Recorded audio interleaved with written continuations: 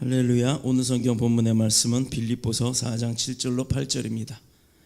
신약성경 322쪽입니다. 빌립보서 4장 7절에서 8절, 우리 짧은 절이니까 함께 합독하겠습니다. 시작. 그리하면 모든 지각에 뛰어난 하나님의 평강이 그리스도 예수 안에서 너희 마음과 생각을 지키시리라. 그치로 형제들아, 무엇에든지 참되며 무엇에든지 경건하며 무엇에든지 옳으며 무엇에든지 정결하며 무엇에든지 사랑받을 만하며 무엇에든지 칭찬받을 만하며 무슨 덕이든지 있든지 무슨 기림이 있든지 이것들을 생각하라. 아멘. 살아계신 하나님의 말씀입니다. 네, 우리 오늘 성경 본문의 말씀으로 나눌 은혜의 제목은요, 능력받는 비결. 축복받는 비결이라면 더 좋겠죠. 그런데 축복도 능력이 있어야 받는 줄로 믿습니다. 아무런 능력이 없으면 무슨 건강이 필요하고 무슨 물질이 필요하고 무슨 시간들에 무슨 부에 무슨 권력이 필요하겠습니까? 하나님으로부터 받는 능력 없이는 아무것도 할 수 없다는 것. 그래서 오늘 능력받는 비결에 대해서 한번 은혜를 나눠보도록 하겠습니다. 최근 한국교회가요, 사회적으로 그 신뢰도를 한번 무슨 갤럽 리서치인가요? 하여튼 어디서 여론조사를 한 적이 있다고 합니다. 글로벌 리서치라고 하는데, 거기서 조사받은 비결을 이제 결과를 보면 한국에 있는 교회, 개신교회를 신뢰한다가 18.4%, 보통이다가 33%, 신뢰하지 않는다가 48.3%입니다. 그나마 신뢰한다와 보통이다 합쳐서 반이 조금 넘는 게 얼마나 감사한지 모르겠어요. 그런데 반대로 말하면 참 믿음의 종교가 돼야 되는 이 개신교가 왜 이렇게 불신의 종교가 되었느냐. 또 기독교인의 말과 행동에 대해서 신뢰한다, 이게 14%예요. 보통이다가 35.2%, 신뢰하지 않는다가 50.8%로 기독교인들의 말은 언행일치가 안 되는 모습들을 보고서는 믿지 않는다가 50%를 넘었습니다. 또한 가장 신뢰하는 종교 집단은 어딘가? 이거에 대한 답은요, 천주교가 35.5%, 불교가 31%, 그리고 기독교는 18%밖에 안 돼요. 결국은 기독교가 꼴찌를 했죠. 그런데 가만히 한번 따져보면요, 왜 신뢰받는 종교 집단이 천주교고 불교고 그 다음에 기독교냐? 가만 보면요, 천주교는 봉사함으로 인해서, 섬김으로 인해서, 또 구제함으로 인해서 천국 간다는 사상을 갖고 있기 때문에 그들은 모든 것을 다 나누고 베푸는 쪽으로 갑니다. 그런데 우리 그러면 믿음의 종교인 캐톨릭은요, 불교는 왜 그러면 불교는 왜 우리 기독교보다 개신교보다도 더 신뢰를 가느냐? 그들은 무소유를 주장하잖아요. 우리는 소유가 필요 없다. 그런데 가만 보면요, 왜 그렇게 믿음의 종교라고 하는 캐톨릭이나 불교나 우리 기독교, 개신교보다도 월등한 성적을 우수하게 내밀 수 있느냐 하면, 그들은 다 남을 돕는 일에 우선을 최우선으로 두고 있다, 이거예요. 그런데 명민이 우리가 가만히 따져보면요, 기독교가 그거보다 더 우세해야 할 이유가 있다는 겁니다. 주님께서 분명히 나의 제자가 되거든, 나를 따르려거든 모든 것을 내려놓고 아무것도 갖지 말고 따라오라 얘기를 하셨는데도 불구하고 그것들이 세상의 눈 가운데, 세상 사람들의 보이는 그 모습 가운데 비춰지는 모습들은 천주교나 불교보다 못하다라는 느낌을 받기 때문이에요. 근데 왜 그러느냐? 분명히 주님이 말씀하셨죠. 네 오른손이 하는 일을 왼손이 모르게 하라. 그리고 네가 무슨 일을 하든 내 이름으로 할 때는 축복하리라, 도우시리라, 더하시리라 말씀하셨는데도 불구하고 우리는 그것을 드러내지 아니하고 드러나지 않게 오른손이 한 일을 왼손이 모르게끔 그렇게 실천하기 때문인 거예요. 우리가 기독교가 못해서 불신을 받는 종교가 아니라는 겁니다. 하되 드러나지 않게 하는 겁니다. 또 기독교가 캐톨릭이나 불교만큼 못하냐? 아니요, 그렇지 않습니다. 그런데 보여지는 모습이 단 하나의 모습, 기독교인이라고 다 천사는 아니죠. 기독교인이라고 다 예수 그리스도가 아닙니다. 기독교인이라 하더라도 예수 그리스도를 닮아가고자 하는 거죠. 그런데 정작 내가 그 사람한테 해코지를 해놓고 그 사람이 기독교인이라는 것 하나 때문에 다 참고 넘어가야 됩니까? 물론 웬만해서는 이해하고 용서하고 화해하고 해야죠. 그러나 세상 사람들은요, 무엇을 요구하는지 아십니까? 그 모습 가운데 타협을 원하는 거예요. 타협을. 그러나 우리는 결코 하나님 이외에는 어떤 것과도 타협하지 않는 종교예요. 그랬더니 세상 사람들이 합니다. 이 세상에서 많은 종교가 있지만 기독교, 개신교만큼은 다른 종교에 대해서 요만큼의 이해도 없다. 오로지 기독교 하나만 맞다고 한다. 왜? 그럴 수밖에 없습니다. 하나님 자체가 유일하신 한 분이시기 때문이에요. 그분 외에는 우리가 믿거나 인정하지 않기 때문이에요. 아니 설령 인정을 한다고 해서 캐톨릭이 다종교 종교 다원화 이런 거를 추구하기도 합니다. 심지어는 어느 종파에서는 기독교 개신교에서도 어느 종파는 CCC라는 것을 주장하기도 합니다. 그런데 그 근본의 목적 하나, 오히려 유일하신 하나님 한 분이라는 것 하나만큼은 결코 변할 수가 없어요. 왜 그러느냐? 기독교는 타협하는 종교가 아니기 때문입니다. 용서와 화해는 할지언정 타협은 하지 않습니다. 그것을 세상 사람들은 타협이라는 구실점 삼아 용서라는 것 안에 타협을 집어넣고 내가 불합리하지만 나 불합리한 것 그대로 하면서도 당신들이 알고 있는 천국 가는 그 비결은 나도 좀 얻고 싶소라고 하는 그런 순수한 이기주의가 그 안에 들어있는 거예요. 순수하지 못한 이기주의가.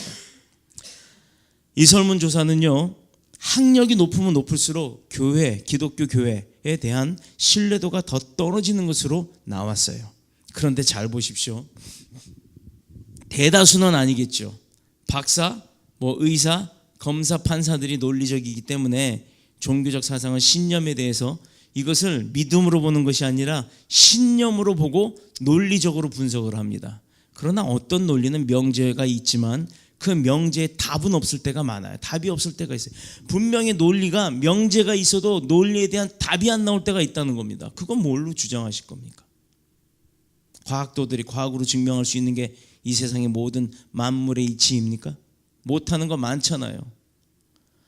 자, 사도행전의 초대교회들을 보면요, 그때 당시 그 믿음의 백성들은 금과 은 아무것도 그들에게 없어요. 그러나 그들이 당당하게 로마 군인들과 세상 가운데 외쳤던 것은 뭐냐면, 내게 믿는 예수 이름이라고 하는 그 권세 하나가 확실히 있었기 때문에 그들은요, 그 능력으로 선포하기 시작하는 겁니다. 내가 금이 있어서 선포합니까? 은이 있어서 선포하나요? 세상에 돈이 있다고, 권력이 있다고? 보세요, 요즘 TV에서 문제 삼는 게 다 뭡니까? 돈하고 권력 있는 사람들 이야기죠. 평민들 이야기 있어요? 없잖아요. 요즘 초대교회 사람들이 세상 사람들로부터 그때는 칭송을 많이 받았죠. 지금은 오히려 그 초대교회를 닮아가고자 하는 그런 교회들도 세상에 비판이 되고 있습니다. 그런데 가만히 봅시다. 개척교회가 비판의 대상입니까? 대형교회가 비판의 대상입니까? 저는 대형교회가 잘됐다 잘못됐다를 논하자는 게 아니에요. 그들 안에, 그들의 모습 가운데, 대형교회에 섬기고 있는 그들의 믿음의 백성들 가운데 과연 얼마만큼 예수 그리스도의 향기를 바라느냐. 물론 그들도 노력하는 중이라는 것을 세상 사람들이 알아주셨으면 합니다. 초대교회는 그랬어요. 그런데 비판의 대상이 된 건 지금이란 얘기예요. 지금 세상 사람들은 교회에 등을 돌리고 비판하고 있는 중에 가장 큰 것들이 뭐냐면, 첫 번째, 예수쟁이들은 언행일치 안 돼. 말만 잘해. 그러나 행동은 그러지 못해. 두 번째는 타종교에 대한 관용이 없다. 그것 때문에 예수쟁이라는 소리를 듣습니다. 자, 이게 가장 큰 이유입니다. 비판받는. 오늘 본문에서 사도 바울은 빌립보 교회를 향해서 그리스도인으로서의 가져야 할 마땅한 그 본분, 이것을 8가지로 제시를 하는데, 첫 번째가 뭐냐? 무엇에든지 참되며 경건하며 오르며 정결하며 사랑할 만하며 칭찬만 할 만하며 덕과 기림이 있어야 된다. 이렇게 얘기를 합니다. 왜 교회와 하나님의 백성들이 이 세상에서 아웃사이더로 밀리면서 세상의 비판의 화살 아래 무능한 자로 전락을 할까? 왜 그렇게 되었을까? 이 물음에 대해서 답은요, 단 하나예요. 한 가지예요. 말씀에 대한 능력이 없고, 말씀에 대한 이해가 없었고, 말씀에 대한 순종이 없었기 때문이에요. 그리고 그에 따른 기도가 없었기 때문입니다. 말씀을 알아야 이기죠. 말씀을 배워야 행하죠. 말씀을 내가 사모해야 내 마음이 움직이죠. 그런데 말씀 듣는 것을 좋아하질 않아요. 또 그로 인해서 내가 어떤 영성을 갖고 어떤 성령 충만을 요구하고 어떤 성령의 도우심을 인해서 내가 살아가야 될지를 모르잖아요. 그러니 기도하지 않습니다. 말씀과 기도는 믿음의 백성들의 기본입니다. 기본. 말씀 듣기를 사모하고 말씀 받기를 사모하고 그 안에 성령 충만함을 기도로서 얻을 수 있는 능력이 저와 여러분들 가운데 있기를 예수님의 이름으로 축복합니다. 그러나 우리가 아무리 탁월한 영성을 추구하고 아무리 좋은 기라상 같은 목사님들의 말씀을 듣는다 해도요, 그것만으로는 교회가 잃어버린 모든 것들을 회복시킬 수가 없다라는 거예요. 능력과 명성을 회복시킬 수는 없다 이겁니다. 인간되지 못한 전도자, 또 기본이 안 된 성도, 더 깊은 영성을 추구하고 능력을 추구한다면 그것은 신앙이 아니라 종교적 노예로서의 몸부림밖에 안 되는 거예요. 그저 나 자신을 위한 모든 가치 기준이 내가 되는, 하나님이 위주가 아닌 나 위주가 되는, 나를 위해서 종교를 갖는 거고 나를 위해서 예배를 하는 거고 나를 위해서 헌금을 하는 거예요. 헌금을 하면서 하나님의 은혜에 감사해서 드리는 순수한 마음이 아니라 내가 이 헌금을 함으로 인해 하나님이 내게 어떤 축복을 주시겠지라고 하는 나 위주의 기도, 나 위주의 생각, 나 위주의 믿음 생활이 우리를 타락하게 하는 겁니다. 이건요, 아무리 자기가 열심히 한다고 해봤자 세상 사람들의 눈에는요 그냥 비웃음거리밖에 될 수가 없어요. 왜? 교회에서는 아무리 헌신한다, 아무리 충성한다, 봉사한다 하지만 집에 나가서, 밖에 나가서 하는 행동이 교인들보다도, 교회 다니는 사람, 교회 다니지 않는 사람들보다도 못한 행동을 할 때 그들은 어떻게 생각하냐면요, 저거 다 그렇지 뭐, 예수쟁이들 다 저렇지, 예수쟁이들 말만 잘하지, 언행일치가 안 되는 거야, 바로 이 소리를 하는 거예요. 왜 내가 잘못하고 아버지 욕 먹입니까? 잘못은 내가 하고 욕은 아버지가 먹어요. 아버지 욕한다고 승질은 또 드럭드럭 냅니다. 일본의 어느 신학자가 말하기를, 복음의 전도자가 되기 전에 먼저 인간이 되라, 이렇게 이야기를 했습니다. 자, 우리 교단의 신학교표가 뭔지 아세요? 우리 교단의 신학교표, 인간이 되라, 신자가 되라, 학자가 되라입니다. 삶의 목표를 이루기 이전 가정 먼저 하나님의 기초로 세워지기를 원하는 거고, 인간의 본연의 모습이 되어야 한다는 거예요. 그래서 인간이 먼저 되라 이거예요. 인간의 양심도 없이는 살면 안 되잖아요. 인간도 양심은 갖고 살잖아요. 그런데 그 양심도 없는 사람들이 신학을 해갖고 뭐를 해요? 그래서 뒷짐이나 짓고 다니고 배나 불리려고 하고, 주님이 이 땅에 오실 때 왕으로 오셨지만 왕의 삶을 살지 않았다는 것 우리가 다 잊어버리는 겁니까? 가장 먼저 하나님의 기초, 가장 먼저 뭐부터? 가정부터가 인간의 본연의 모습이 돼야 된다는 거예요. 그리고 무엇을 시작하든지 인간으로서의 삶이 바로 서야 그 다음 과정들을 겪어나가고 배울 수가 있는 겁니다. 즉 하나님이 창조하신 그 목적을 잊지 않는 인간의 본연의 모습으로 되돌아가라. 그래서 다시 시작하라. 지금까지 내가 아무리 기도를 해도 응답이 없고 아무리 뭐를 소원을 해도 안 되고 아무리 주님 앞에 내가 매달려도 이루어지지 않는 그런 역사함들이 있었다 그러면, 응답이 없었다 그러면 이제 나 자신을 다시 한번 되돌아보고 내가 인간으로서의 모습으로 다시 되돌아가서 다시 시작하시기를 축복합니다. 즉 하나님이 창조하신 그 목적, 그것을 잊지 않는 인간의 모습으로 되돌아가라. 하나님이 아담과 하와를 창조하시고 난 이후에 보기 좋았더라 하셨습니다. 그러니 우리 믿음도요, 교회가 잃어버린 능력과 명성 회복하려면요, 우리 구약의 초대교회처럼 되돌아가야 되는 거예요. 제일 먼저 말씀에 근거한 그 윤리, 기독교인들의 윤리성을 회복해야 합니다. 그래서 언행일치가 돼야 되는 겁니다. 말씀대로 살아야 하는 겁니다. 하지 말라는 거 하지 말아야 되고, 주님이 원하지 않는 것 하지 말아야 하는 겁니다. 주님이 하라는 건 목숨 걸고 해야 하는 겁니다. 이 윤리적 탁월성 위에 성령의 기름 부으심을 통해 내가 내 뜻대로 하는 것이 아니라 아버지 뜻대로 해야 하는 거예요. 그래서 나 위주의 믿음 생활, 신앙생활이 아닌 하나님이 기준이 되는 하나님 위주의 신앙생활이 돼야 될 줄로 믿습니다. 그러면 본문의 8가지 덕목을 간단하게 한번 보면요, 첫 번째가 참되라 했어요. 참되며, 이것은 허위, 거짓과는 반대가 되는 말이죠. 곧 하나님의 속성, 진리이시고 거짓이 없고 정확, 무오, 틀림이 없는 분이 하나님이잖아요. 그래서 하나님의 속성이며 동시에 믿는 자들의 특징인 겁니다. 솔직해야 돼요. 솔직해야 돼요. 두 번째가 경건하며, 교회 지도자들에게 반드시 요구되는 게 있어요. 오래 다녀서 권사 장로 됐다고 해서 교회에서 완장 차고 뒷짐 딱 지고 사람들한테 너 이거 해 저거 해 이렇게 하는 건 줄 아십니까? 그런 사람들이 거짓된 사람은요, 하나님이 아무도 안 써요. 세우지도 않아요. 경건하다는 것은 그 경건의 능력을 잃으면요, 사람의 마음을 감화시킬 수가 없는 거예요. 사람이 사람한테 잘 보이려고 하고 사람이 사람을 쓰려고 하면 무슨 주의가 됩니까? 신본주의가 아닌 인본주의가 되는 거예요. 교회는 그렇게 될 수가 없습니다. 왜? 성령 아버지 하나님이 계시기 때문에요.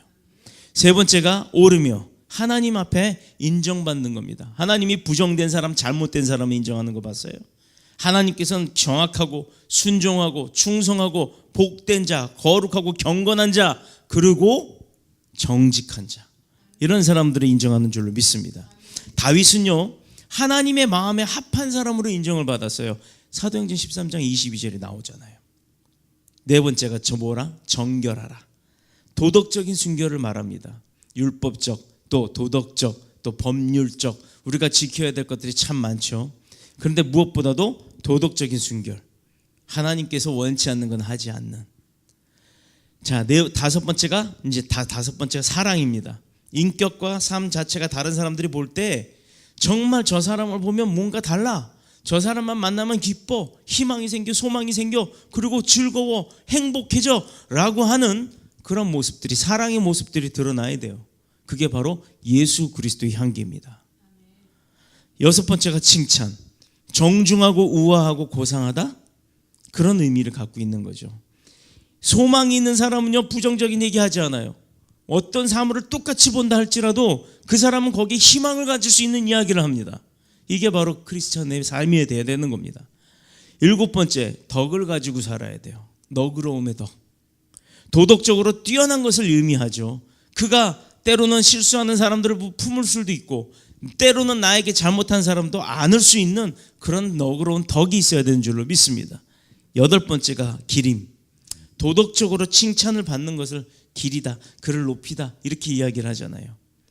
구원받은 자의 책무는요, 전도로 영혼을 구원하는 것, 그것 굉장히 중요하죠. 그래서 복음 전하라고 말씀하시잖아요. 땅끝까지 증인이 되라 하십니다. 그것도 중요해요. 그런데 그건 못지않게 중요한 게 뭐냐면, 그리스도인으로서 부끄럽지 않게 사는 것, 내가 아버지의 자녀로서 더럽게 살지 않는 것, 내가 아버지의 자녀로서 떳떳하게 사는 거예요. 아까 얘기했잖아요. 잘못은 내가 다 해놓고 욕은 아버지가 먹어요. 내가 어디 가서 잘못하고 십자가 차에 달고 다니고 신호위반하고 이러고 다니면 저 예수 믿는 것 이러지, 아유 저 무슨 교회 성도 누구누구 이렇게 욕하지 않습니다. 왜냐하면 우리의 몸은 값으로 산 것이 되었으니 그런즉 너희 몸으로 하나님께 영광을 돌리라, 고린도전서 6장 20절의 말씀 때문이에요. 뭘로 사? 무슨 값으로? 핏값으로 산 겁니다. 예수 그리스도의 핏값으로 나를 사셨으니 이제는 내가 내 몸의 주인이 되신 아버지 앞에, 하나님 앞에 영광의 삶을 살아야 되는 거예요. 근데 아버지가 원하는 거 안 하고 거짓말이나 하고 이렇게 살면 아버지가 기뻐하시겠습니까? 우리가 잘 아는 요셉은요, 어려서부터 고난이 많았고 거듭된 위기 가운데 있었죠. 내용 많아요. 그러니까 내용 굳이 얘기 안 해도 돼. 수도 없이 얘기했어요. 근데 특징적인 거, 보디발 장군의 아내한테 유혹당했죠. 거절했어요. 그랬더니 모함당해서 감옥 갔어요. 감옥에 있음에도 여전히 이방인들에게 인정받는 존재가 바로 요셉이었어요. 그 안에 있던 다른 이방인들에게도 그 요셉은 인정을 받았다 이겁니다. 왜? 그는 고난과 유혹 앞에서도요, 분명한 자기의 태도가 있었고 그 노선이 있었고 그 노선을 절대 흔들지 않았다는 겁니다. 첫째는 하나님 중심의 삶이었다는 것. 그가 눈 뜨는 것도 하나님, 숨 쉬는 것도 하나님, 또 그가 밥 먹고 움직이는 것, 생각하는 것, 마음에 품는 것조차도 다 하나님을 생각하고 살았던 하나님 중심의 삶이었기 때문입니다. 두 번째는 불의에 의한 그런 유혹에 대해서도요, 분명하게 No thank you 하고 거절을 할 수 있었다는 겁니다. 말이 노예요, 감옥 생활이지요. 정말 인생의 가장 밑바닥에까지 갔던 인생이에요. 그러나 요셉은 그곳에도 사람에도 인정받고 하나님 앞에도 인정받았다는 사실 잊지 마시길 축복합니다. 내가 지금 무슨 상황에 있어요? 나는 안 그러려고 그래요, 아버지. 그런데 내가 너무 나약해서, 너무 부족해서 조금만 내가 다른 생각을 세상 가운데 눈을 돌면 자꾸 죄를 져요. 그래서 회개하는 분들이 많이 있습니다. 네, 잘 압니다. 그게 잘못된 건 아니에요. 그렇다고 잘한 것도 아닙니다.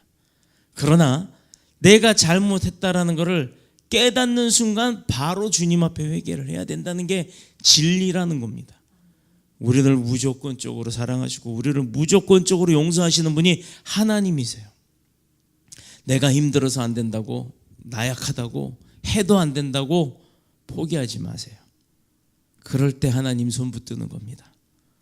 그때 하나님 손 내밀면 하나님이 손 얼마나 강하게 잡아주시는 줄 아세요?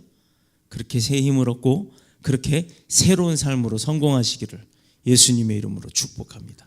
그래서 요셉은요, 그런 환경과 조건에 관계없이 늘 그의 삶은요, 늘 참되고 경건하고 옳았다는 거예요. 옳았다는 겁니다.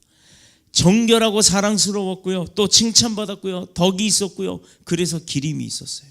그렇기 때문에 하나님으로부터 요셉, 내가 너 잘한다 라고 하는 인정을 받았던 겁니다. 요셉은요, 그의 믿음의 삶이 장차 오실 그리스도 예수를 드러낼 수 있는 그의 삶이 표상이 되었던 겁니다. 그가 어디를 가든 어떤 자리를 가든 어쩐지 저가 예수쟁이였구나, 아니 예수 믿는 사람이었구나, 어쩐지 뭐가 달라도 다르더라 라는 소리를 들어야지. 그러면 그렇지, 이 소리를 들어서는 안 된다는 얘기예요. 이 점을 신실하게 보시는 하나님의 축복이 그의 삶과 저와 여러분의 삶 가운데 이어지시기를 축복합니다. 사람들은 주어진 환경과 조건 속 변화 속에 그 어떤 여러 가지 제스처들을 쓰면서 사는데요, 마치 어떻게 보면 카멜레온과 같이 한 발짝 디딜 때마다 그 주변의 환경대로 내 모습을 샥샥샥 바꿔가는 그런 변화무쌍한 재주를 가지고 사는 사람들이 있어요. 좋게 말하면 임기응변, 대처능력이라고 하죠. 그러나 나쁘게 말하면 변절자, 이중인격자, 사기꾼, 별의별 소리를 다 듣습니다. 이 시대의 그리스도인들조차도 처세술에 뛰어나고 나름대로 세상을 헤쳐나가는 능력을 소유하고 산다고 하면 할 수 있죠. 그렇다고 볼 수 있어요. 그러나 세상의 방법으로는 환경과 조건에 반응하는 것이 처세술이지만 하나님의 방법으로 비춰본다면요, 그것은요 처세술로 좋게 포장할 게 안 돼요.